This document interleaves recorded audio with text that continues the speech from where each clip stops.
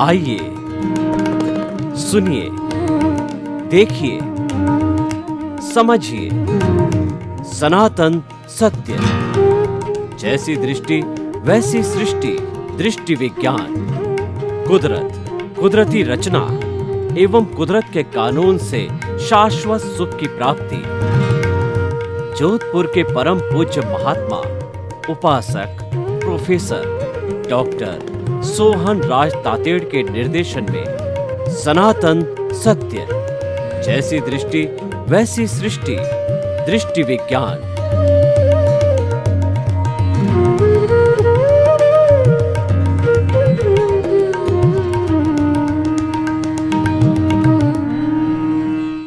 ओम ह्रीं नमो अरहन्ताणम्। ओम ह्रीं नमो सिद्धाणम्। ओम ह्रीं नमो आयर्याणम्। ओम ह्रीं नमो उवज्जायाणम्। ओम ह्रीं नमो लोये सव्वसाहुणम्। ऐसो पंच नमोकारो सर्वपावपणासनो मंगलाणं च सव्वेसिं पडमं हवै मंगलं, पडमं हवै मंगलं। ओम नमो भगवते वासुदेवाय। ओम नमः शिवाय। जय सच्चिदानंद। भाई और बहनों, मातृशक्ति को नमन। आज का हमारा बहुत सुंदर विषय, मैं अजन्मा हूं। देखिए, इसके अंदर बहुत बड़ा रहस्य छिपा हुआ है। छोटा सा शब्द है अजन्मा। तो ऐसा कौन सा व्यक्ति है, ऐसी कौन सी वस्तु है जो जन्म नहीं लेती है? हमने प्राय संसार में देखा है कि 9 महीने माँ के पेट में रह करके कोई भी बच्चा जन्म लेता है, वो जन्मा बच्चा कहलाता है। मनुष्य का ही नहीं, पशु पक्षियों के पेट से भी, जैसे गाय है, भैंस है, बकरी है, सिंह है, ऊंट है, ये जन्म लेते हैं। और अंडज होते हैं, वो अंडे से जन्म लेते हैं, लेकिन किसी न किसी रूप में वो जन्म लेते हैं। जो बीज है पौधे का, उसको बोया जाता है, खाद दी जाती है, पानी दी जाती है, ह्यूमिडिटी दी जाती है, वातावरण बनाया जाता है, ट्री गार्ड लगाया जाता है, देख रेख की जाती है, तो वह बीज है वो फलक जो है ला करके फिर पौधे का, फिर पेड़ का रूप लेता है। यानी हमने जो संसार में देखा है, वह हर जो जीवित प्राणी होता है वो जन्म लेता है। तो ये एक बहुत बड़ी हमारे सामने कहना चाहिए असमंजस की स्थिति पैदा हो गई। ऐसी कौन सी वस्तु है जो जन्म नहीं लेती? और हम जड़ की बात करें, जैसे कि मकान है, कुर्सी है, टेबल है, कैमरा है, घड़ी है और रेलगाड़ी, ये सब जड़ पदार्थ है। इन जड़ पदार्थ का तो जन्म होता ही नहीं है, क्योंकि इसमें कॉन्शियसनेस, चेतना नहीं है, तो इनका जन्म नहीं होता। ये तो गलन मिलन धर्मा होते हैं, ये वर्ण गंध रस स्पर्श वाले होते हैं। ये टूटते हैं, जुड़ते हैं, इनमें फ्यूजन होता है, इसमें कॉम्बिनेशन होता है, इसमें पूर्ण होता है, गलन होता है। और आज मिट्टी है, वो कल टूट के अभ्रक बन गया, भोडल बन गया, फिर सोना बन गया, चांदी बन गया। हमारे वैज्ञानिकों ने 16 तरह के भौतिक एलिमेंट्स खोज निकाले, उसमें ये कन्वर्ट होते रहते हैं। तो ये तो जड़ की है, जड़ फीलिंग नहीं करता, जड़ में कॉन्शियसनेस नहीं होती, जड़ में सुख दुख की अनुभूति नहीं होती है, तो जड़ तो जन्म नहीं लेता है। तो हमें अब गहरा चिंतन करना पड़ेगा कि अजन्मा कौन होता है। तो हम इसका रहस्योद्घाटन करते हैं। अजन्मा हमारे भीतर विराजमान शुद्ध आत्मा भगवान मूल स्वरूप का परमात्मा है, वो अजन्मा है। अभी परमात्मा ये बना नहीं है, लेकिन ये जो इस शरीर में होने के कारण ये बॉन्डेड है हम इसको शुद्ध आत्मा नहीं कह सकते हैं, हम इसको बॉन्डेड आत्मा कहते हैं। हमारी जो चेतना है उनके 3 स्तर मान के हम चलते हैं। पहला स्तर होता है बहिर आत्मा, जो कि स्वार्थ की चेतना से प्रेरित होता है, मैं और मेरा से प्रेरित होता है, जिसके अज्ञान होता है और वो भ्रमण करता रहता है। और किसी को अपने पुण्योदय से गुरु मिल जाते हैं, सदगुरु मिलते हैं, ज्ञानी पुरुष मिलते हैं, तो ज्ञानी पुरुष का भी पुण्योदय होता है, वो भी निमित्त होता है, हम भी निमित्त होते हैं। दोनों के निमित्त से जिसको ज्ञान मिल जाता है तो वो बहिर आत्मा से अंतरात्मा स्वार्थ की चेतना से वो परार्थ की चेतना के अंदर आ जाता है। तो ये दूसरी कैटेगरी हो गई आत्मा की। स्तर है ये, आत्मा वही है लेकिन उसके स्तर अलग अलग है। तो और फिर जो परमात्मा है वो तो शुद्ध अवस्था का ही है, वो हमारे शरीर के अंदर विराजमान है, वो हमें पाना है, वही हमारा लक्ष्य है। तो वो अजन्मा है। अब अजन्मा कैसे है? क्या ये भूत भविष्य वर्तमान में एक सा रहता है और कोई भी आत्मा क्रिएट नहीं की जाती है। आत्मा तो क्योंकि उसने वो अनादि अनंत काल के अंदर किसी भी जो है वो जड़ के साथ में कार्बन शरीर के साथ के अंदर अज्ञानता के वशीभूत होकर के विटनेस दे दी है, तो वह उस विटनेस के कारण जब तक कि वापस जो है उससे वो अलग नहीं हो जाएगी, मुक्ति को प्राप्त नहीं होगी, जब वो ज्ञान से विज्ञान प्राप्त नहीं कर लेगी, तब तक उसको भाव भ्रमण करने पड़ते रहेंगे। देखिए, सांख्य दर्शन की बात करें तो उसमें प्रकृति और पुरुष दो अलग अलग होता है। पुरुष होता है वो संपूर्ण गुणों का धारक होता है, एब्सोल्यूट 24 कैरेट के सोना की तरह वो प्योर होता है और उसके अंदर कोई बुराई कोई इम्प्योरिटी नहीं होती। एक आदर्श जो है वो पुरुष का मतलब चेतन तत्व होता है। और जो माया होती है वह, इसको दुनियादारी को माया कहते हैं, संसार को माया कहते हैं, इंद्रिय सुखों को हम माया कहते हैं, इसको हम मर्ग मरीचिका कहते हैं, इसको मनोरंजन कहते हैं। तो वह भी जो इस पुरुष के साथ में जुड़ी हुई है, पुरुष जो है वह नर है और प्रकृति है वो मादा है। तो एक बार जब इस प्रकृति की परछाई पुरुष पे पड़ती है तब वो लुब्ध हो जाता है। उस लुब्ध होने के कारण वो उसमें फंस जाता है और वापस जो है अपने वो ज्ञान का उपयोग करके और प्रकृति को अलग कर देता है, तब पुनः जो है वो पुरुष के रूप में आ जाता है। तो ठीक इसी तरह से हमारी ये बॉन्डेड सोल है, वो प्रकृति हमारा कार्बन शरीर है, वो हमारी अज्ञानता है, वो फेविकोल है, वो लिंग शरीर है, वो कारण शरीर है और इस वो अविद्या है और वो कर्म शरीर है। अलग अलग धर्म दर्शनों ने इसके अलग अलग नाम दिए, लेकिन भावार्थ तो वही है जिसको कि हम अज्ञानता कहते हैं। तो उसके साथ के अंदर विटनेस देने के कारण ये घूमता रहता है, लेकिन ये अजन्मा है। देखिए कि आत्मा की हम बात करें तो आत्मा की परिभाषा करते हैं, असंख्य चेतनामय परमाणुओं के पिंड को हम आत्मा कहते हैं। जो जन्मता है वो शरीर जन्मता है, विटनेस तो आत्मा की रहती है। बिना आत्मा की विटनेस के शरीर कोई प्राणी जन्म नहीं ले सकता है और बिना आत्मा की प्रेजेंस के कोई भी शरीर सरवाइव नहीं कर सकता है, वो तो मुर्दा रहेगा, वह तो एक जड़ रूप के अंदर, पुद्गल रूप के अंदर रहेगा। तो ये जो है हमारी सोल हो गई। और सोल का नियम कैसा है? पूरे ब्रह्मांड के अंदर जो आत्मा की संख्या भूतकाल में x थी, वर्तमान में x रहेगी, भविष्य में भी x रहेगी। न तो एक भी आत्मा जो है न घटेगा न बढ़ेगा न क्रिएट किया जाएगा। चाहे आप अव्यवहार राशि से व्यवहार राशि में आइए, और जो अव्यवहार राशि है वो आत्मा का जो कहना चाहिए खान है, और व्यवहार राशि के अंदर एक इंद्रिय, द्वेंद्रिय, त्रिंद्रिय, पंचोन्द्रिय, चतुरेंद्रिय, पंचेंद्रिय, नरक गति, तिर्यंच गति, मनुष्य गति, देव गति और मोक्ष को भी समझ लें जो मुक्त आत्माएं, उन सब में आत्मा की संख्या न, उन सब का मिला करके जो जोड़ होता है वो भूत भविष्य वर्तमान में एक सा होता है, न घटता है न बढ़ता है। और भगवान महावीर ने ये कहा कि जड़ का भी यही हाल है, जड़ भी शाश्वत है, जड़ का सूक्ष्मतम रूप परमाणु वो विशुद्ध है, वह शाश्वत है और वह पुद्गल है, लेकिन वह न तो आँखों से दिखाई देता है, न किसी भी जो है वो विज्ञान की दूरबीन से देखा जा सकता है। उसको तो केवल अवधि ज्ञानी, मनोविज्ञानी और केवल ज्ञानी ही देख पाते हैं।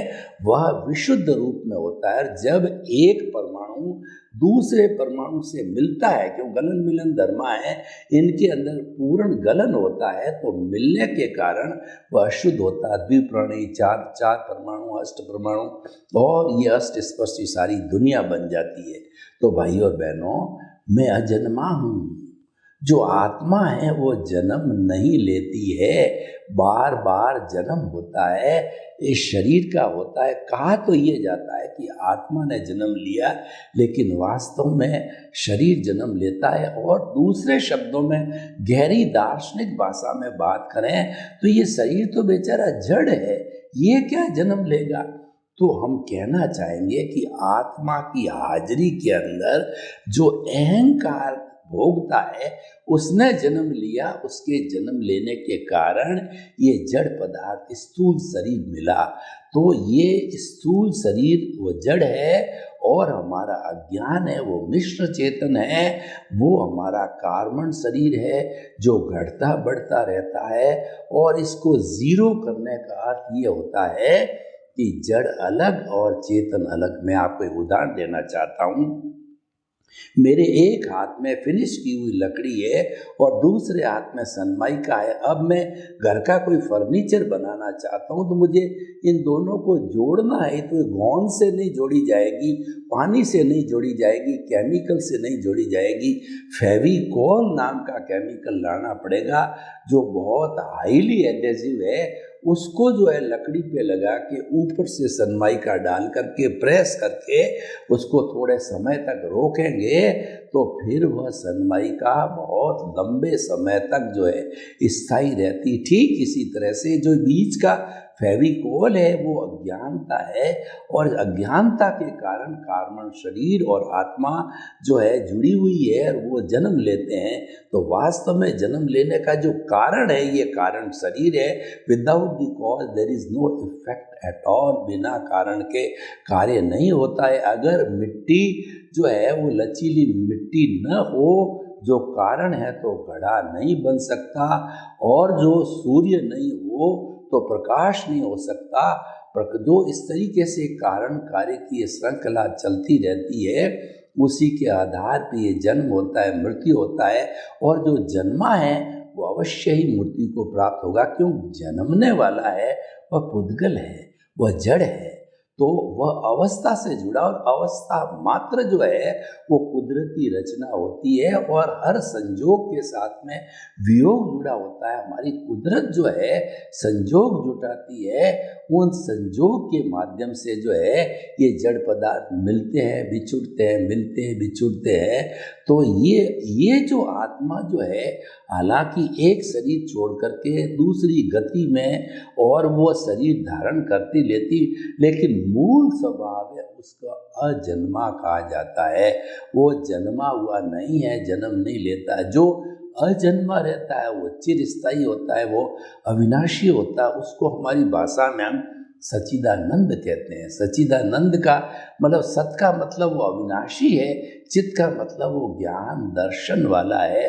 उपयोग लक्षण हो जीव, आत्मा के लिए कहा गया है कि आत्मा का लक्षण है उपयोग। उपयोग का अर्थ होता है ज्ञान दर्शन।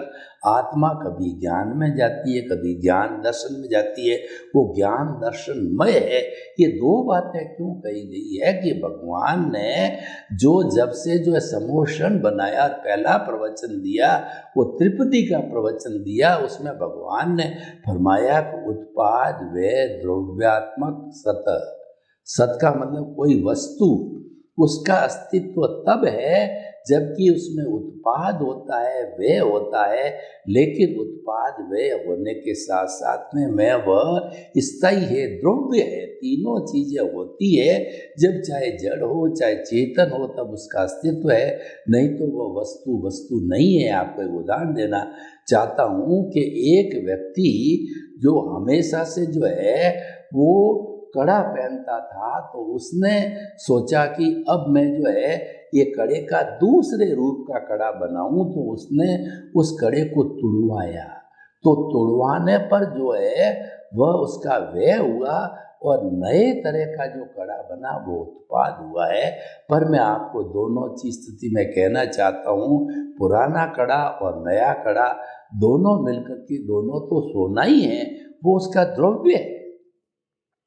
तो एक जड़ जो है टूट करके दूसरा जड़ बना, तो वह या मिश्रण होकर जड़ बना, तो उसका उत्पाद व्यय हुआ। लेकिन उत्पाद व्यय होने के बाद ही वह तो जड़ ही है। उसी तरीके से आत्मा है, ज्ञान दर्शनमय होता है, दोनों चीज़ें बताई गई है। तो ऐसा हमारा अजन्मा आत्मा है, तो इसकी इम्पोर्टेंस कितनी है आप देखिए। ये है तो हम हैं, ये नहीं है तो हम ज़ीरो हैं, ये नहीं है तो हम जो है एक डेड बॉडी है। मैं आपको उदाहरण देना चाहता हूँ कि हम ICU में हमारा रिलेटिव भर्ती है और हम अंदर गए उससे मिलने के लिए, वो बात कर रहा था और फिर वो हमारे बातचीत का समय हुआ, तो जो ही बाहर आए तो कुछ ही पल के अंदर फिर खबर मिली कि he is no more. Doctor ने कहा कि नाउ ही इज़ डेड। तो वह डेड बॉडी हो गया, क्योंकि उसके भीतर अजन्मा हुआ तत्व था, आत्मा, वो निकल गई। हमारी देसी भाषा में बात करें तो हंसा उड़ गया। कि हंसा जो था वो कार्बन शरीर के अधीन था। जितने कार्बन शरीर के अंदर जितनी सांसों में कन्वर्ट हुआ था, उसकी अंतिम सांस आते ही वो हंसा उड़ गया। वो अजन्मा आत्मा दूसरे जो है वो प्राणी के भीतर जाकर के शरीर के रूप में जन्म ले लिया। तो ये अजन्मा है और ये अनंत ज्ञान, अनंत दर्शन, अनंत शक्ति और अनंत सुख का धाम है। जो आत्मा का जो ज्ञान है वो अनंत है, उसका कोई आर है इनको पार है, और वो अनंत दर्शन वाला है। दर्शन का अर्थ होता है विश्वास, दर्शन का अर्थ होता है कि आदमी की श्रद्धा वो श्रद्धा से भरा हुआ है और वो अनंत सुख वाला है। आनंद ही रहता है।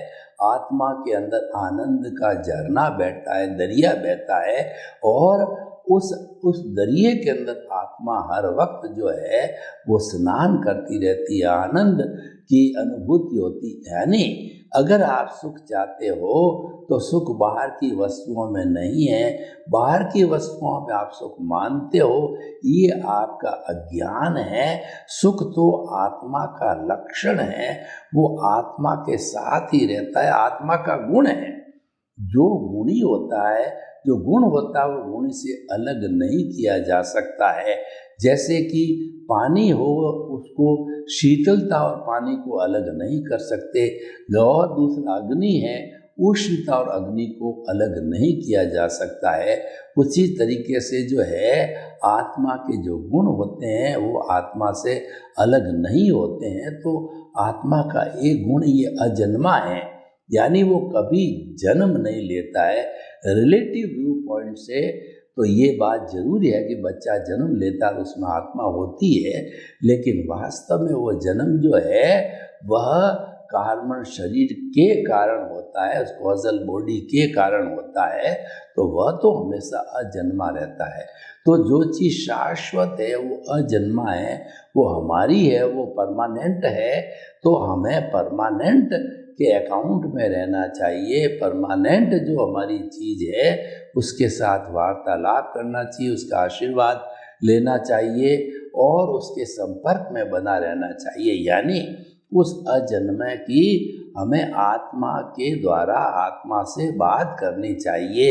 ऑटो सजेशन में क्या होता है कि हम खुद ही सजेशन देने वाले होते हैं और हमको सजेशन दिया जाता है, तो भीतर जो अजन्मा आत्मा विराजमान है उसका हमारे से जो वार्तालाप होता है, हमारे से उसका जो परिचय होता है और हमारे को जो निर्देश देता है, कृपा कराता है, आशीर्वाद कराता है, तो वो हमें लेते रहना चाहिए। कहने का अर्थ ये है कि जीवन के केंद्र के अंदर आत्मा को रखना चाहिए। जब कभी भी हम सर्किल बनाते हैं तो सर्किल का एक केंद्र होता है जिसको हम सेंटर कहते हैं। बिना सेंटर के परिधि नहीं हो सकती है। तो हमें सेंटर में क्या रखना है, परिधि में क्या करना है। जीवन में आज के इस जो है एपिसोड का निचोड़ निष्कर्ष क्या है, आप जीवन के सेंटर के अंदर अजन्मा आत्मा को रखो तो सब काम व्यवस्थित होगा, क्योंकि वो स्थायी और परिधि तो वो नाशवान है। वो हमारा धन दौलत और उसके साथ पद प्रतिष्ठा और हमारी संपत्ति सत्ता सारी चीज़ें वह परिधि है। रिलेशंस वगैरह वो सब परिधि है। तो परिधि तो घटती रहती है, बढ़ती रहती है, लेकिन सेंटर है वह हमेशा एक सा रहता है। यानी आत्मा भूत भविष्य वर्तमान के अंदर एक सी रहती है, अनादि अनंत काल से एक सी चली आ रही, उसके अंदर कोई रद्दो बदल नहीं हुआ। और इस असंख्य अनंत समय के अंदर जो आत्मा ये अभी तक मुक्ति की अवस्था को नहीं जा सकी, तो हमें जो इस जीवन के अंदर लक्ष्य बनाना चाहिए कि मुक्ति की अवस्था को प्राप्त हो, क्योंकि इसका जो मूल स्वरूप है वो मुक्ति का स्वरूप ही है। मुक्ति जाना चाहती है और इसके अंदर मुक्ति के गुण हैं, लेकिन अज्ञानता के कारण जो है इसने जो विटनेस दी, अज्ञानता के कारण इस शरीर को विटनेस दी, तो वो कर्म आगे से आगे चलते रहे और इन कर्मों के कारण ये आत्मा बाधित रहा। लेकिन कुल मिला के ये अजन्मा ही है। तो भाई और बहनों, मैं अजन्मा हूँ, इस बात की विवेचन हम जो है कई एंगल से कर सकते हैं कि हमारे जीवन के अंदर दो तरह के संसार होते हैं। एक तो व्यवहार जगत है, जिसको खुली आंखों का जगत, वो इंद्रियों का जो है सुख कहिए या इंद्रियों का जगत कहिए, वह सारा हमारा बाहर का जगत है जिसको हम व्यवहार जगत कहते हैं। और एक हमारे भीतर का जगत है, वह अजन्मा परमात्मा का जगत है, वह मंदिर का रूप है। और बाहर जो ये शरीर दिखाई देता है वह तो एक ढांचा है।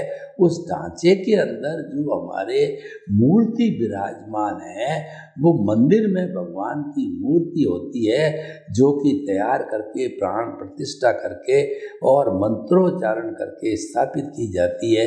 तब वो मंदिर का रूप लेता है, उसका नाम पर्टिकुलर भगवान का नाम होता है। हम दर्शन करते हैं, मंदिर जाते हैं, हम प्रार्थना करते हैं, मनोकामना करते हैं। तो इस तरीके से भीतर हमारा लाइव प्रभु विराजमान है, जिंदा भगवान विराजमान है। और वो जिंदा भगवान हमारे भीतर नहीं, सामान्य दृष्टिकोण से अजन्मा का देव है। तो इस विश्व की समस्त आत्माएं, इस लोक की समस्त असंख्य अनंत आत्माएं वो एक समान हैं। वो सामान्य दृष्टिकोण से उसमें कोई फर्क नहीं है। उनके गुण के हिसाब से देखिए, लक्षण के हिसाब से देखिए, मुक्ति के हिसाब से देखिए, योग्यता के हिसाब से देखिए, वो सब समान है, वो सब अजन्मा है। लेकिन जो हमको दुनिया में ये विविधता 84 लाख बर्थ प्लेसेस, योनियों की बर्थ प्लेसेस की दिखाई देती है, वो कर्मों के अनुसार जो है ये बर्थ प्लेसेस बने हैं।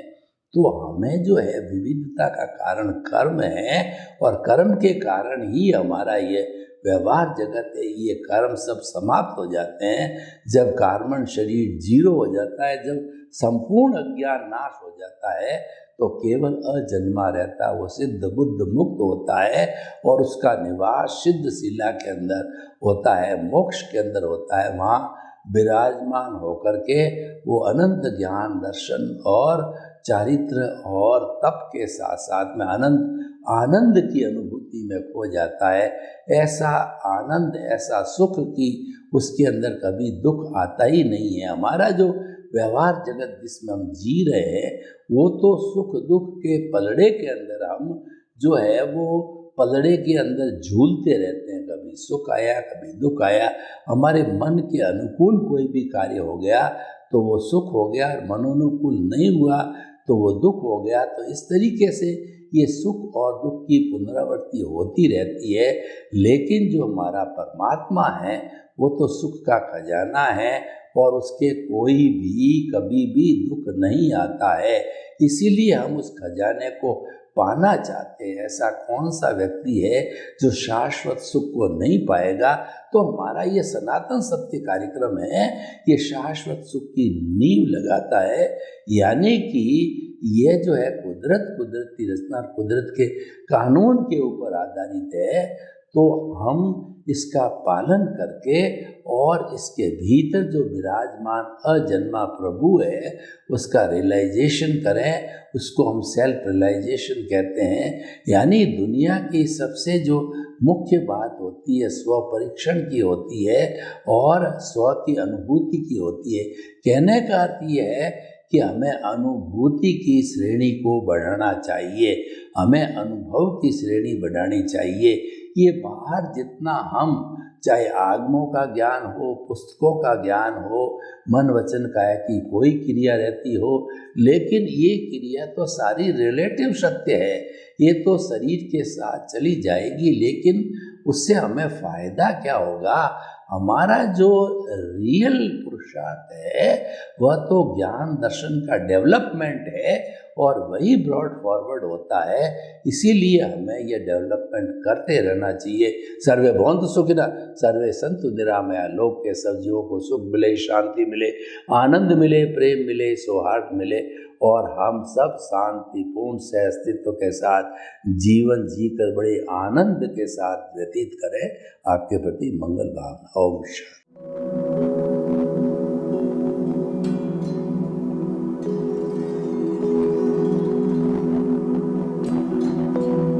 एक ऐसा अंतर्राष्ट्रीय ख्याति प्राप्त मानव जो गुरु प्रेरणा से पिछले 20 वर्षों से वानप्रस्थ जीवन जीते हुए 24 घंटे मानवता की सेवा में संलग्न है। एक ऐसा मानव जो अभी राष्ट्रीय, अंतर्राष्ट्रीय टीवी चैनलों पर 7,500 एपिसोड के माध्यम से सनातन सत्य, आत्मविज्ञान एवं पुनरुत्थान, व्यवहार एवं निश्चय जगत के जीवनोपयोगी विषयों पर हृदय स्पर्शी प्रवचन कर चुका है। उस मानव का नाम है महात्मा उपासक प्रोफेसर डॉक्टर सोहन राज तातेड़। प्रोफेसर तातेड़ द्वारा योग, दर्शन, शिक्षा विषयों पर रचित पीएचडी स्तर के 250 शोध ग्रंथ भारत के 100 प्रतिष्ठित विश्वविद्यालयों में शोधार्थी पढ़ रहे हैं, तथा वे सभी शोध ग्रंथ वहां की सेंट्रल लाइब्रेरियों में उपलब्ध हैं। महात्मा सोहन राज ने अभी तक हजारों स्कूलों, कॉलेजों, विश्वविद्यालयों एवं संस्थाओं में सेमिनार, वर्कशॉप, कैंप लगाकर लाखों विद्यार्थियों को योग, दर्शन, शिक्षा का प्रशिक्षण देकर उन्हें सुसंस्कारित किया। डॉक्टर तातेड़ ने भारतीय संस्कृति उत्थान के 4000 से अधिक समसामयिक विषयों पर आर्टिकल लिखकर ऑनलाइन जर्नल, पत्रिकाओं, वेबसाइट्स पर प्रकाशित किया, जिसका उपयोग लाखों पाठक कर रहे हैं। उपासक तातेड़ के 5000 से अधिक आज का सुविचार, आज का शुभ संदेश, आज का मंगल भावना योग आदि चिंतन websites, Twitter, blogger, Facebook, YouTube माध्यमों से लाखों लोग अपना जीवन निर्माण कर रहे हैं। मानवता के मसीहा ऐसे महामानव महात्मा सोहन राज तातेड़ के प्रोफाइल को अभी तक विश्व के 20 लाख दर्शक यूट्यूब पर, 12 लाख गूगल पर एवं लाखों दर्शक फेसबुक, ब्लॉगर, ट्विटर और इंस्टाग्राम पर देख चुके हैं।